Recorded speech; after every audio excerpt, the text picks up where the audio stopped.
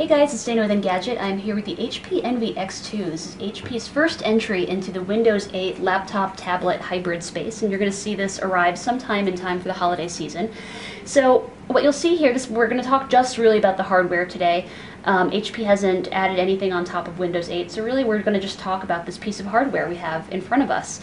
So first, let's start with the screen. This is an 11.6-inch screen. It's 1366 by 768, which is a resolution you're going to see on pretty much every 11-inch tablet type of device with this form factor.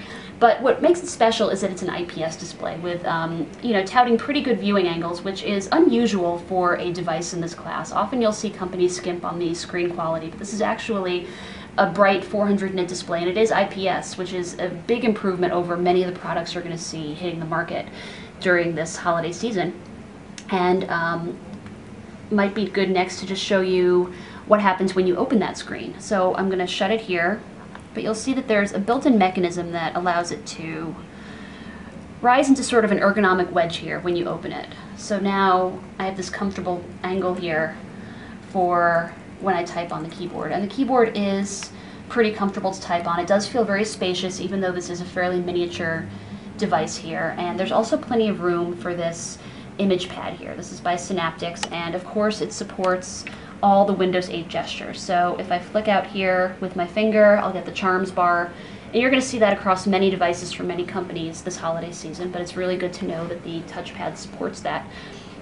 So in terms of specs here, this is a Clover Trail powered device, so that's an Atom-based processor, and one of its biggest selling points is it has amazing battery life. Now HP as of today isn't willing to give specifics on the battery life, but what we know about Clover Trail is that the battery life is going to be pretty amazing, and actually there's a battery in both the device itself and in this keyboard dock, which by the way comes bundled with the device. You're not going to have to buy this separately. So let's take a tour of both devices. You'll see here this is in part a mechanical hinge. You slide this to remove the tablet part of the device, but there are also magnets built in, which I'll show you. So first I just slide that to the left and I gently lift it out, and when you lift it out you do have that satisfying feeling knowing that you're breaking a magnetic connection essentially, because there are magnets built into the bottom of the device here, so you can feel the magnet detaching.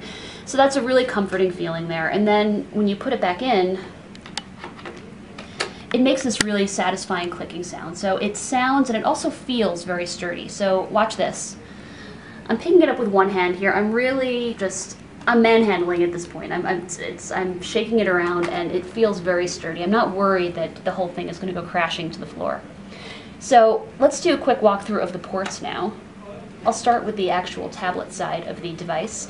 One of the things I really enjoy actually, and this is a very subtle detail, is that the speakers are front-facing. A lot of times OEMs put speakers on the back of the device here, and that creates muffled sound if you happen to be listening to a movie in bed or something, or even if you're at your desk and you put it face up. So I really like that there are front-facing speakers here, and they are Beats powered, as you can see, like many other HP products. So if we take a tour of the device here, there's nothing on this side here, although you'll see the volume rocker if you just dip back to the back here. You'll see that these are the mechanical portions of the connector there. There's an audio jack there. And moved around here. This is a power button, also sort of dipped onto the back there. Nothing over here. And then I did forget about earlier the micro SD card slot. Micro SD card tray. So let's put this back in here. If I close this, you'll see the ports that you get when you're in tablet mode. So you're going to have a mix of HDMI and USB, and then flip it around. Another USB, you're going to have a full-sized SD card slot. So mix of full-size and micro SD depending on whether you're using it in laptop or in tablet mode.